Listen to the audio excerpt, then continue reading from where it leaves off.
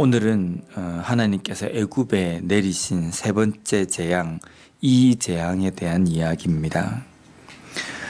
여기에서 이라고 이야기하면 우리가 옛날에 잘 못 살 때 보면은 머리에 이가 막 있고 찬빗으로 빗어가지고 바닥에 막 이렇게 생기면 그걸 이게 손으로 눌러가지고 딱딱 소리 나게 이렇게 하는 그 이일 것이다 라고 이야기하는 사람도 있고 신학자들도 있고요. 또 어떤 신학자는 빈대나 진드기 같은 그런 해충일 것이다. 또 어떤 신학자는 아니다. 이게 파리처럼 날아다녀 가지고 사람에게 딱 붙어 가지고 피를 빨아먹는 아마 그런 해충일 것이다 라고 이렇게 이야기합니다. 근데 이렇든 저렇든 여기에 나와 있는 이가 사람에게 엄청나게 괴롭힘을 주는 해충이다 라고 이렇게 우리가 볼 수 있습니다. 땅에 있는 모든 흙과 그러한 것들이 다 이렇게 이로 변했습니다. 아마 이 광경을 우리가 목격을 한다 그러면 좀 무시무시할 것 같습니다. 애굽에는 보면 셋이라는 우상이 있습니다. 애굽 사람들이 이 셋이라는 우상을 어떻게 생각하냐면 땅과 사막을 관장하는 신처럼 여겼습니다. 그래서 이 신에게 제사도 드렸을 것이고 또 이 신에 대해서 아주 경외하는 마음을 가지고 또 이렇게 제물을 드리기도 하고 그랬을 겁니다. 왜 그렇게 했냐면 땅을 관장한다고 생각하기 때문에 땅에서 일어나는 모든 일들 속에 좀 좋게 해달라는, 한국에도 보면 지신, 땅신이라는 게 있지 않습니까? 그렇게 아마 이 애굽 사람들은 이 셋이라는 우상을 섬겼을 겁니다. 땅에서 나오는 모든 것들이 좀 잘 되기를 원하고 또 땅에서 자신들이 살고 있는 모든 삶에 또 형통하고 잘 되기를 바라는 마음에서 이 셋이라는 우상을 섬겼을 겁니다. 근데 하나님께서는 그 땅에 있는 모든 것들, 흙이나 이런 것들이 티끌이 다 이가 되어가지고 이 애굽 사람들의 삶에 붙어버리는 겁니다. 사람에게 달라붙고 가축에게 달라붙어가지고 아주 괴롭히는 겁니다. 이 말씀을 보면서 우리가 이런 생각이 좀 들 수 있습니다. 내일 나오는 부분인데요. 내일 파리 재앙 때 보면은 하나님께서는 이 파리 재앙을 할 때 이스라엘 백성들이 살고 있는 고센 땅을 구별하셨습니다. 거기에는 파리가 전혀 나오지 않도록 하셨다라는 기사가 나옵니다. 근데 오늘 읽은 이 재앙 때에는 하나님께서 이스라엘 백성들을 구분하셨다라는 말이 없습니다. 그래서 짐작을 해볼 때에는 이 재앙이 이스라엘 백성들에게도 있었을 가능성이 있겠구나라고 우리가 짐작할 수 있습니다. 근데 여기서 우리가 생각해 봐야 될 게 뭐냐면 이가 애굽 사람들이나 아니면 애굽 사람들에게 이렇게 막 달라붙고 가축들에게 막 달라붙는 이것이 왜 재앙이 되는 겁니까? 이가 사람들의 몸에 붙어가지고 피를 빨아먹고 괴롭히는 이것이 왜 재앙이 되냐면 이 애굽 사람들에게 붙어서 괴로움을 주기 때문에 재앙입니까? 저는 그렇게 생각하지 않습니다. 이가 사람의 몸에 붙어서 이런 해충이 붙어가지고 사람을 괴롭힐 수 있습니다. 근데 괴롭힌다고 다 재앙은 아니거든요.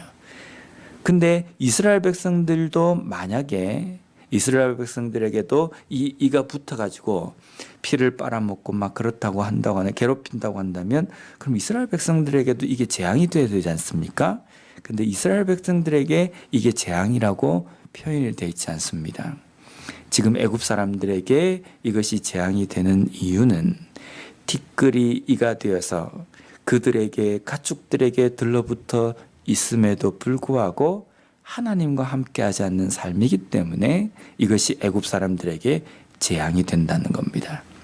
만약에 이스라엘 백성들에게도 이 재앙이 똑같이 있다고 할지라도 이스라엘 백성들에겐 재앙이 아닙니다. 왜 그렇습니까? 하나님께서 함께하시기 때문입니다. 애굽 사람들이 이 셋이라는 땅신 우상을 섬기는 이유는 땅에서 잘 되기 위해서입니다. 성공하고 농사하는 것마다 잘 되고 자신들이 심고 가꾸는 것마다 잘 되고 그러한 것들을 바라기 때문에 이 땅신을 섬겼습니다.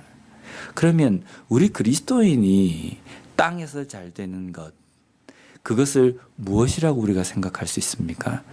단순하게 우리가 심고 가꾸는 것마다 잘 되고 이 땅에서 하는 모든 일들이 승승장구하는 것, 그것이 과연 잘 되는 것인가?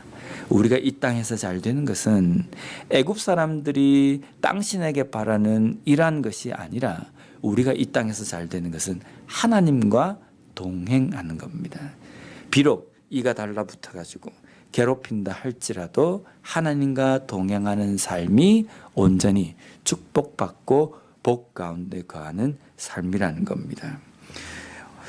제가 미국에 와가지고 이렇게 처음 미국 와가지고 이렇게 보면서 좀 이렇게 의아하고 약간 좀 안타까운 마음이 드는 것은 뭐냐면, 이 차를 타고 지나가면 미국의 교회들은 보면요 참 잘 지어져 있어요.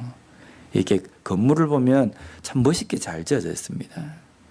한국 한인교회는 정말 저 교회가 크고 막 그가다는 교회 외에는 대부분의 모든 교회들이 겉에서 보면은 정말 옛날 건물이고, 어떻게 보면은 교회가 참 구식이다라는 생각이 들 때도 있습니다. 안에 들어가서 보면은 더 낙후되어 있는 것 같고, 왜 한인교회는 그렇게 못 지을까라는 생각이 들었습니다. 그런데 사실 교회가 허름하게 지어졌건 구식으로 지어졌건 현대식으로 지어졌건 그게 문제가 아니지 않습니까? 문제는 뭡니까? 허름하게 지어졌건 현대식으로 지어졌건 그 안에 복음이 제대로 있고 하나님과 함께하는 그리스도인이 있는 곳이라고 한다면 되는 거지 않습니까? 우리가 이 땅에서 잘 되는 것이 겉모습, 그 되어진 모든 것들, 일 진행하는 것들이 형통하게 된다고 해서 잘 되는 것이 아니라, 잘 되는 것은 하나님과 함께하는 겁니다. 이가 달라붙어서 물어 뜯는다 할지라도 하나님과 동행하는 삶이 내 삶의 복입니다. 이것이 나에게는 재앙이 아니라 형통한 길입니다 라고 고백할 줄 아는 그리스도인, 그 그리스도인의 삶이 바른 삶이 아닐까라는 생각이 듭니다. 오늘 이 본문 말씀을 통해서 다시 한번 우리가 이런 생각을 했으면 좋겠습니다.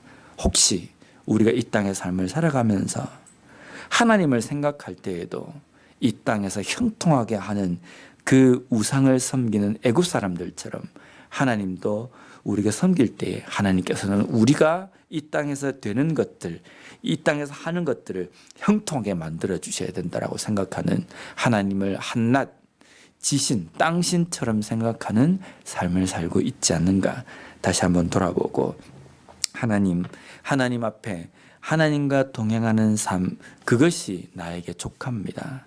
하나님과 함께 거하는 그 삶이, 주 안에 있는 그 삶만이 나에게 만족입니다 라고 고백할 수 있는 그런 삶을 살아가는 우리가 되었으면 좋겠습니다. 기도하겠습니다.